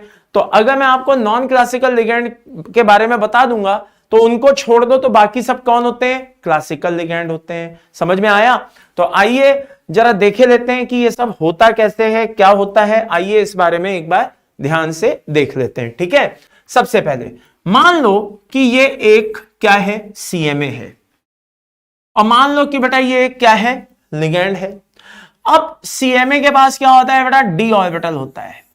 कैसा होता है, क्या होता है, डी ऑर्बिटल होता है। ओके अब डी ऑर्बिटल 2 टाइप के हो सकते हैं, एक भरा हुआ हो सकता है, समझ में आ रहा है, और एक खाली हो सकता है, हाँ या ना। जस्ट किडिंग, मजाक कर रहा था। ओके, तो दो तरह के डी ऑर्बिटल होते हैं, एक भरा हुआ हो सकता है और एक खाली हो सकता है। उसी तरह से यहां पे लिगैंड है साहब, क्या है? लिगैंड। लिगैंड के पास भी एक ऐसा ऑर्बिटल है जिसके पास लोन पेयर रखा हुआ है, ठीक है। अब ये जो लिगैंड है ये अपने इस ऑर्बिटल से इस डी ऑर्बिटल के वेकेंट ऑर्बिटल को, ये देखो मैंने ये डीवी लिखा है ना, हाँ, ये क्या करेगा? अपना लोन पेयर इसको देगा। और किस फॉर्म में देगा बेटा? सिग्मा की फॉर्म में देगा। लेकिन साथ के साथ ये अपने इस खाली ऑर्बिटल में इससे लोन पेयर लेगा भी, और किस फॉर्म में लेगा? पाई के फॉर्म में लेगा। तो यहां से ये लोन पेयर ले रहा है और इस फॉर्म में ये लोन पेयर दे रहा है। तो ये ओवरऑल जो प्रोसेस कहलाता है बेटा, क्या कहलाता है? सिनर्जिक बॉन्डिंग कहलाता है। अच्छा, ये जो ऑर्बिटल होता है ये एबीएमओ भी हो सकता है और ये डी ऑर्बिटल भी हो सकता है। डिपेंड करता है कि लिगैंड कौन सा है। लिगैंड पे डिपेंड करेगा कि ये एबीएमओ होगा या डी ऑर्बिटल होगा। ये लिगैंड टू लिगैंड क्या करेगा? वेरी करेगा। तो कुल मिलाकर के ये इसके वेकेंट डी ऑर्बिटल को क्या कर रहा है? लोन पेयर दे रहा है और इसके डी ऑर्बिटल से लोन पेयर ले रहा है सिग्मा और पाई के फॉर्म में। And overall this is called, क्या कहलाता है बेटा? सिनर्जिक बॉन्डिंग के नाम से जाना जाता है। ये पॉइंट क्लियर हो गया। अब बात आती है इफेक्ट ऑफ सिनर्जिक बॉन्डिंग, लेकिन उससे पहले हम पढ़ेंगे बेटा क्या? टाइप्स ऑफ सिनर्जिक बॉन्डिंग, फिर हम उस पे आएंगे। तो अगला क्या है बेटा हमारा? Types of synergic bonding. Okay, तो सिनर्जिक बॉन्डिंग के कितने टाइप हैं? आइए देख लेते हैं साहब, सिनर्जिक बॉन्डिंग के कितने टाइप हैं। देखिए, ये हो गया सिनर्जिक बॉन्डिंग का पहला टाइप, एक हो गया ये दूसरा टाइप, और ये हो गया तीसरा टाइप। कैसे सर? आइए वो भी देख लेते हैं। मान लीजिए कि मेटल है और ये क्या है बेटा? लिगैंड है। तो लिगैंड क्या कर रहा है? सिग्मा की फॉर्म में इलेक्ट्रॉन दे रहा है, पाई के फॉर्म में ले रहा है, लेकिन ले किस में रहा है? एबीएमओ में ले रहा है। किस में ले रहा है? एबीएमओ में। तो मान लेना कि वो एनओ होगा या एनओ प्लस होगा या सीओ होगा या सीएन माइनस होगा, इन्हीं में से कोई होगा। ये चारों लिगैंड आ जाए, समझ लेना कि इलेक्ट्रॉन एबीएमओ में जा रहा है। एबीएमओ में जा रहा है, समझ लेना कि ये आ रहा है। समझ में आ रहा है? एबीएमओ में जा रहा है तो समझ जाना कि ये लिगैंड से, ये लिगैंड से तो समझ जाना कि एबीएमओ है। दोनों बातें समझ में आ गई। चलिए आगे बढ़ते हैं। अब ये मेटल है, ये लिगैंड है, सिग्मा की फॉर्म में दे रहा है, पाई के फॉर्म में ले रहा है, लेकिन जिसमें ले रहा है वो ये कौन सा ऑर्बिटल है? डी ऑर्बिटल है। कौन सा ऑर्बिटल है? डी ऑर्बिटल है। अब ऐसे लिगैंड्स कौन से होंगे जिनमें डी ऑर्बिटल होगा? तो बेटा बड़ी सीधी सी बात है, ध्यान रखिएगा, D orbital below second period से चालू होता है। तो हमें ऐसे लिगैंड्स देखने होंगे जिनके सेंट्रल एटम में क्या है? डी ऑर्बिटल अवेलेबल है। PH3 ले लो, PF3 है, AsF3 है, या SbCl3 है ना? ऐसे कोई भी आप लिगैंड देख लीजिए जिनके सेंट्रल एटम में डी ऑर्बिटल अवेलेबल है, वहां पे ये काम हो रहा है। आगे एक और भी कंडीशन होती है कि पाई के फॉर्म में दे रहा है, पाई के फॉर्म में ले रहा है। मतलब कहने का है पाई इलेक्ट्रॉन क्लाउड आ रहा है, पाई इलेक्ट्रॉन क्लाउड जा रहा है। I repeat, pi electron cloud आ रहा है, पाई इलेक्ट्रॉन क्लाउड जा रहा है। अब आप बोलेंगे किसमें जा रहा है? तो ये मैं नहीं बताऊंगा, ये आप बताएंगे। जरा ध्यान से देखना। सपोज लिगैंड कैसे हो? Benzene C6H6। नोटिस करो, क्या बेंजीन के पास देने के लिए कोई लोन पेयर होता है? नहीं होता। फिर भी वो लिगैंड होता है? हां होता है। कैसे होता है? कि वो अपना पाई इलेक्ट्रॉन देता है। तो भैया सीधी सी बात है, वो अपना पाई इलेक्ट्रॉन क्लाउड देता है। अच्छा, और कौन हो गया? बेंजीन हो गया C, और कौन हो गया? C4H4 साइक्लोब्यूटाडाइन, ठीक है ना? C5H5 माइनस, और कौन हो गया बेटा? C2H4 yes or no. और कौन हो गया, C3H5 माइनस हो गया, हाँ या ना। तो ये जितने भी हैं, आई रिपीट, ये जितने भी हैं, ये सब क्या करते हैं, पाई इलेक्ट्रॉन क्लाउड शेयर कर रहे हैं और पाई इलेक्ट्रॉन की फॉर्म में ले रहे हैं। अब आप इनको देख करके बता सकते हैं कि यहां पे होने वाला जो ऑर्बिटल है वो कौन सा होगा, ABMO होगा कि D ऑर्बिटल होगा। Very good, answer is ABMO होगा, क्योंकि सर कार्बन के पास तो D ऑर्बिटल होता ही नहीं है, तो वो ABMO ही होगा। तो अब आप बोलेंगे फिर सर पहले वाले में और आखिरी वाले में क्या अंतर रहा, अरे कैसे नहीं रहा, ये सिग्मा पाई है, वो पाई पाई है, वो पाई पाई जोड़ करके बॉन्डिंग की है उसने, समझे, पाई पाई जोड़ करके, हाँ पाई पाई जोड़ करके उन्होंने बॉन्डिंग की है, और ये सिग्मा पाई है। तो जब सिग्मा पाई का पैटर्न हो तो ये होगा, पाई पाई जोड़ करके बॉन्डिंग की है तो ये होगा। समझ में आया मेरे भाई, वो है पाई पाई, समझ में आया। चलो आगे बढ़ो।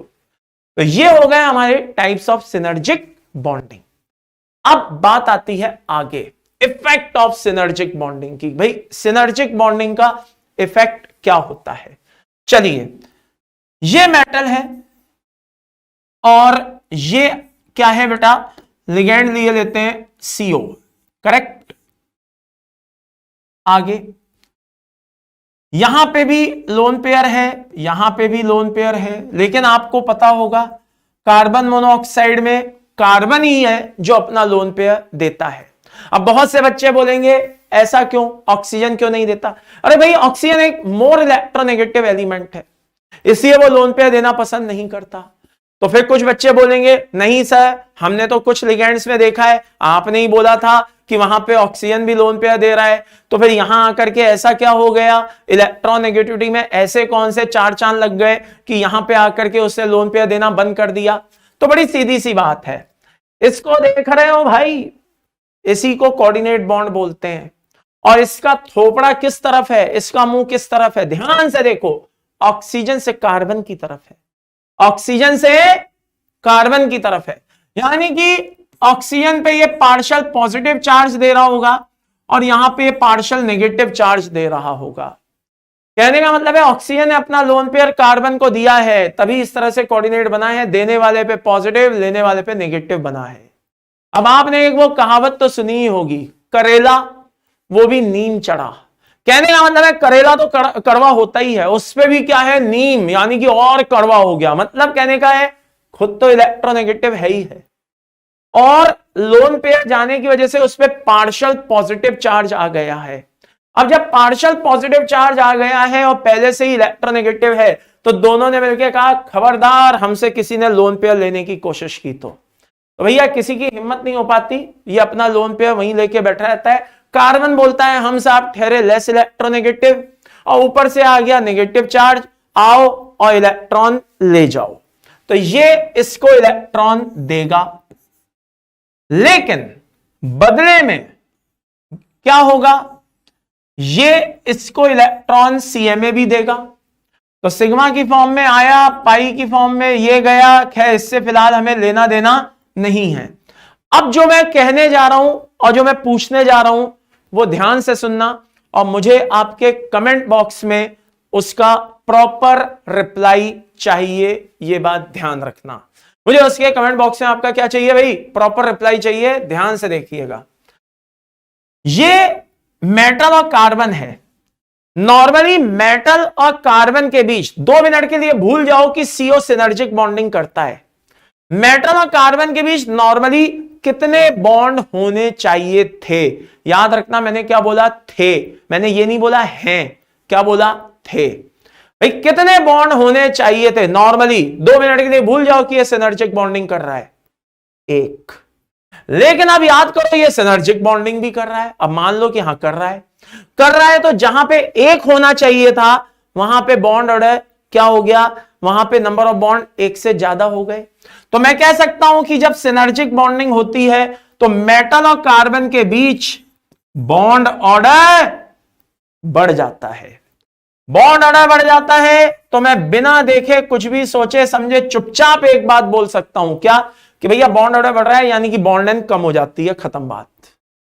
तो इफेक्ट ऑफ सिनर्जिक बॉन्डिंग कहता है कि जब सिनर्जिक बॉन्डिंग होती है तो मेटल और कार्बन के बीच बॉन्ड ऑर्डर बढ़ता है, बॉन्ड लेंथ कम होती है। अब यहां पे क्या हो रहा है, यहां पे इलेक्ट्रॉन एबीएमओ में आ रहा है, एबीएमओ में आ रहा है तो याद करो मॉलिक्यूलर ऑर्बिटल थ्योरी हमने पढ़ी थी। एबीएमओ में इलेक्ट्रॉन जब आता है तो वो जहां पे आ रहा है अपने साथ वालों को रिपेल करता है, रिपेल करने की वजह से एबीएमओ में इलेक्ट्रॉन जितना ज्यादा होगा रिपल्शन ज्यादा होगा, रिपल्शन ज्यादा होगा तो यहां पे बॉन्ड लेंथ बढ़ जाएगी और मैं बिना कुछ देखे दाखे सीधे बोल सकता हूं कि बॉन्ड ऑर्डर कम हो जाएगा। This is called effect of synergic bonding. समझ में आया? लेकिन अब आप कहेंगे क्या ये कंप्लीट है? नहीं, ये 50% सिनर्जिक बॉन्डिंग है। तो अब आप बोलोगे अगर ये 50% है तो साहब 100% क्या है? तो आइए 100% सिनर्जिक बॉन्डिंग भी बताए देते हैं क्या है। देखिए इस समय जो सीएमए है वो सपोज 0 है, कहने का मतलब है उस पर कोई चार्ज नहीं है। तो in that case ideal situation में क्या हो रहा है? ये हो रहा है। लेकिन इमेजिन करिए suppose condition number 1, if CMA has क्या है लाला? Positive charge. अगर सीएमए पे क्या है बेटा? पॉजिटिव चार्ज है तो क्या होगा?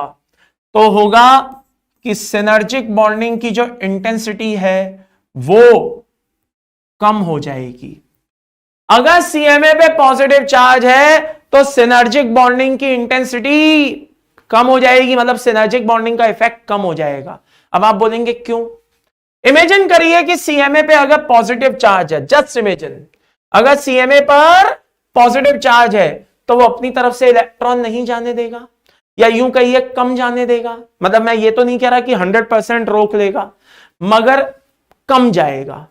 कम जाएगा तो यहां पे डबल बॉन्ड कम आएगा, यहां पे डबल बॉन्ड कम आएगा तो बॉन्ड ऑर्डर जितना इंक्रीज होना चाहिए उतना इंक्रीज नहीं हो पाएगा। देखिए सिनर्जिक बॉन्डिंग तो हो रही है, भले चाहे कम हो रही हो लेकिन हो रही है, तो आप ये नहीं कह सकते कि बॉन्ड ऑर्डर बढ़ेगा नहीं। अगर नॉर्मल मॉलिक्यूल से कंपेयर करें जिनमें सिनर्जिक बॉन्डिंग नहीं होती है, जिनमें सिनर्जिक बॉन्डिंग नहीं होती है, तो अगर उनसे कंपेयर करें तो पॉजिटिव चार्ज आने के बावजूद भी यहां पे सिनर्जिक बॉन्डिंग तो हो रही है। इसलिए नॉर्मल मॉलिक्यूल के कंपैरिजन में बॉन्ड ऑर्डर यहां पे इंक्रीज होगा, लेकिन पॉजिटिव चार्ज आने की वजह से उतना इंक्रीज नहीं होगा जितना कि यहां पे जब कोई चार्ज नहीं था तब हो गया था। अंतर समझिए, एक ऐसे मॉलिक्यूल को जिसमें सिनर्जिक बॉन्डिंग है उसको मैं कंपेयर कर रहा हूं उस मॉलिक्यूल से जिसमें सिनर्जिक बॉन्डिंग होती ही नहीं है। तो अगर उससे मैं कंपेयर करूं तो पॉजिटिव चार्ज आने के बाद भी सिनर्जिक बॉन्डिंग तो हो रही है बट उसका इफेक्ट कम हो गया है, दैट्स ऑल। और वो उतनी अच्छी बॉन्डिंग नहीं कर पा रहा है, तो बॉन्ड ऑर्डर तो इंक्रीज होगा मगर उतना नहीं इंक्रीज होगा जितना कि नॉर्मल कंडीशंस में होना चाहिए। तो यहां पे जो भी आप देख रहे हैं आप बोलेंगे कि बॉन्ड ऑर्डर इंक्रीज होगा, हां लेकिन उतना नहीं होगा। बॉन्ड लेंथ डिक्रीज होगी, हां लेकिन उतनी नहीं होगी। बॉन्ड लेंथ यहां इंक्रीज होगी, हां उतनी नहीं होगी। बॉन्ड ऑर्डर डिक्रीज होगा, हां होगा मगर उतना नहीं होगा। कहने का मतलब है सिनर्जिक बॉन्डिंग का इफेक्ट कम हो जाएगा पॉजिटिव चार्ज आने पर। आगे, if CMA has negative charge, अगर सीएमए पे क्या है बेटा? नेगेटिव चार्ज, तो क्या होगा? सिनर्जिक बॉन्डिंग का इफेक्ट बढ़ जाएगा। यानी कि यहां पे नेगेटिव चार्ज है, जस्ट इमेजिन, अब तो साहब वो शहंशाह हो गया भैया, किंग हो गया, गॉड हो गया। अब वो बोलेगा मेरे पास तो बहुत सारा इलेक्ट्रॉन क्लाउड है, ज्यादा से ज्यादा इलेक्ट्रॉन क्लाउड कार्बन के पास जाएगा। यहां डबल बॉन्ड कैरेक्टर एकदम रॉकेट लग जाएगा, बढ़ जाएगा बॉन्ड ऑर्डर, बॉन्ड लेंथ और कम हो जाएगी। 0 से कंपेयर कर रहे हैं, जब यहां पे कैसा चार्ज था? 0, उससे कंपेयर कर रहा हूं। तो पॉजिटिव चार्ज आने पे क्या होगा? सॉरी, नेगेटिव चार्ज आने पे क्या होगा? ये सारे इफेक्ट बढ़ जाएंगे, जितने दिखाई दे रहे हैं उससे ज्यादा हो जाएंगे। तो ये मेरा सिंपल सा क्यूएसपी है। क्या? बड़ा सिंपल सा क्यूएसपी है कि ये सीएमए है, हां या ना? क्या है बेटा?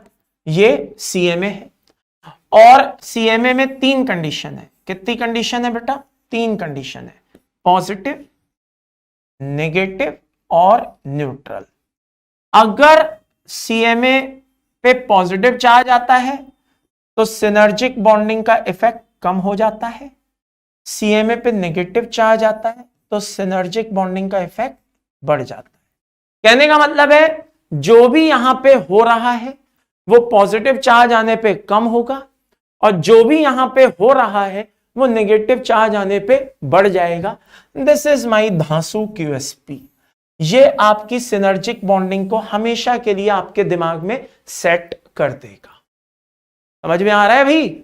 चलिए, अब आप कहोगे कि भैया इस पे क्वेश्चन हो जाए, तो आओ क्वेश्चन कर लेते हैं। जरा ध्यान से देखना, यहां पे ये बहुत ही धांसू क्वेश्चन है। हमने ले लिया इसको वेनेडियम, कार्बन और ऑक्सीजन, और ये यहां पे कंपेयर करेंगे हम किसके बीच? V प्लस के बीच, V और V माइनस के बीच। तो ये हमने एक हाइपोथेटिकल कॉम्प्लेक्स ले लिया वेनेडियम, कार्बन और ऑक्सीजन का, और यहां पे हम वेनेडियम, कार्बन, कार्बन और ऑक्सीजन के बीच में सारी चीजों को कंपेयर करेंगे, जो अभी थोड़ी देर पहले हम यहां पे सारी चीजें सीख करके आए हैं। तो जिसने इस पूरे पेज को, इस वाली स्लाइड को अच्छे से समझ लिया है ना, वो सिनर्जिक बॉन्डिंग का कोई भी क्वेश्चन आ जाए वो कभी अटक नहीं सकता। ये कंफर्म है, पक्का है। तो ये हमने एक कॉम्प्लेक्स ले लिया बेटा, वेनेडियम, कार्बन, ऑक्सीजन, और ये V प्लस है, ये V है और ये V माइनस है। तो मगर अब इसको मैं शुरू करने से पहले ये देखो, मैं स्लाइड के सामने से हट गया हूं, ठीक है। आप तुरंत इसको पॉज करिए, अपने दम पे इन क्वेश्चंस को निकालिए, सॉल्व करिए, और फिर जब मैं उसको एक्सप्लेन करना शुरू करूंगा तो आप देखिएगा, क्रॉस चेक करिएगा कि आपके कितने क्वेश्चन सही हुए। और एक बात ध्यान रखना भी, मुझे मैसेज करना मत भूलना, वरना लड़ाई हो जाएगी अपन की आपस में, समझ रहे हो ना? हाँ भाई साहब, क्या हूं, लड़ाई हो जाएगी। क्यों? इतनी मेहनत से समझा रहा हूं, जब मुझे यही नहीं पता चलेगा कि सामने वाले को कितने क्वेश्चन सही हुए नहीं हुए, तो फिर फायदा क्या है? तो भाई मेरे, मुझे मैसेज जरूर करना कि 8 में से आपके कितने क्वेश्चन सही हुए। वैसे मैं बहुत हद तक कॉन्फिडेंट हूं कि जिसने वो वाली स्लाइड को अच्छे से समझ लिया, मैं दिखाई देता हूं दोबारा से, किस वाली स्लाइड को? इसको, वो इनमें से किसी क्वेश्चन को गलत नहीं करेगा, ये मेरा भरोसा है, ये मुझे अपने ऊपर कॉन्फिडेंस है कि वो गलत नहीं करेगा। चलिए, तो आइए शुरू करें भाई। आपने इतनी देर में सोच लिया होगा, तो आइए शुरू करते हैं। सबसे पहले क्वेश्चन में पूछा है कि मेटल और कार्बन के बीच में सबसे लोअर बॉन्ड लेंथ कहां मिलेगी, यानी कि वेनेडियम और कार्बन के बीच में सबसे लोअर बॉन्ड लेंथ कहां मिलेगी। तो देखो भाई, जैसा कि हमें पता है, नेगेटिव चार्ज आने से यहां इलेक्ट्रॉन क्लाउड ज्यादा से ज्यादा आएगा, तो यहां डबल बॉन्ड कैरेक्टर बढ़ जाएगा। तो जब बॉन्ड ऑर्डर बढ़ जाएगा तो बॉन्ड लेंथ क्या हो जाएगी? कम हो जाएगी। तो इसका आंसर V माइनस आएगा। हाँ या ना? Yes or no? तो सेकंड क्वेश्चन में पूछ रहा है कि अगर लोअर बॉन्ड लेंथ यहां है तो हायर कहां मिलेगी? ऑफ कोर्स V प्लस आएगा। क्यों? रीजन कि V प्लस वाले केस में यहां से यहां इलेक्ट्रॉन कम जाएगा, यहां डबल बॉन्ड कैरेक्टर कम आएगा, दैट्स ऑल। तो मैक्सिमम बॉन्ड, तो लोअर बॉन्ड लेंथ जो है वो क्या होगी? V माइनस में मिलेगी, क्योंकि बल्क में इलेक्ट्रॉन क्लाउड जा रहा है, और यहां से कम जा रहा है, तो भाई आराम से डबल बॉन्ड कैरेक्टर कम है, ज्यादा हो गई। चलिए आगे, अगला क्वेश्चन क्या आता है भाई? मेटल और कार्बन के बीच सबसे कम बॉन्ड ऑर्डर कहां मिलेगा। तो भाई ऐसा है कि अगर नेगेटिव चार्ज होगा तो ज्यादा इलेक्ट्रॉन क्लाउड आएगा, डबल बॉन्ड कैरेक्टर ज्यादा होगा। पॉजिटिव चार्ज है तो डबल बॉन्ड कैरेक्टर कम होगा, यानी कि बॉन्ड ऑर्डर कम होगा। तो V प्लस में मेटल और कार्बन के बीच बॉन्ड ऑर्डर कम मिलेगा, तो V माइनस में मेटल और कार्बन के बीच बॉन्ड ऑर्डर ज्यादा मिलेगा। आइए इसी तरह से अब CO को देखे लेते हैं। किस केस में CO की बॉन्ड लेंथ सबसे कम होगी? देखो भाई, वेनेडियम से जितना ज्यादा इलेक्ट्रॉन क्लाउड इसके ABMO में आएगा, जितना ज्यादा यहां पे बॉन्ड लेंथ उतनी ज्यादा होगी, और अगर कम आएगा तो कम होगी। अब सोचिए कि कम कब आएगा? जब यहां पे V प्लस होगा। तो V प्लस होने पे यहां कम आएगा, तो V प्लस होने पे यहां कम आएगा, तो यहां रिपल्शन कम होगा, रिपल्शन कम होगा तो बॉन्ड लेंथ कम रहेगी। तो हायर किस में होगी? V माइनस में होगी। माइनस के केस में यहां तेजी से ज्यादा इलेक्ट्रॉन क्लाउड आएगा, रिपल्शन होगा, बॉन्ड लेंथ बढ़ जाएगी। आगे तो आप समझदार हैं भैया, बॉन्ड ऑर्डर की बात करें तो लोअर बॉन्ड ऑर्डर कहां होगा? लोअर बॉन्ड ऑर्डर वहां होगा जहां बॉन्ड लेंथ ज्यादा होगी। तो बॉन्ड लेंथ ज्यादा कब होगी? जब इलेक्ट्रॉन क्लाउड एबीएमओ में ज्यादा आएगा। एबीएमओ में ज्यादा कब आएगा? जब वो V माइनस होगा। And finally higher bond length कब होगी? जब वो V प्लस होगा। क्या होगा? V bond order, sorry, higher bond order कब होगा? जब वो V प्लस होगा। That's all. अब मैं थक गया हूं इस समय, ठीक है। आज में बहुत ज्यादा क्लासेस थी, तो आज मैं सोच रहा हूं बस यहीं तक बस मैं पढ़ा पाऊंगा बेटा। कल आराम से फ्रेश मूड से शुरू करेंगे, ठीक है ना, नए लेक्चर को। तो आज के लिए बस इतना ही काफी है। आप इन क्वेश्चंस को बढ़िया से लगाइए, ठीक है, और देखिए कितने क्वेश्चंस आपके सही हुए। ओके, और मिलते हैं अगले टर्न पर। बढ़िया से पढ़िए, अच्छे से पढ़िए, कूल होकर के, चिल होकर के, ठीक है। तो take care, bye bye, thank you.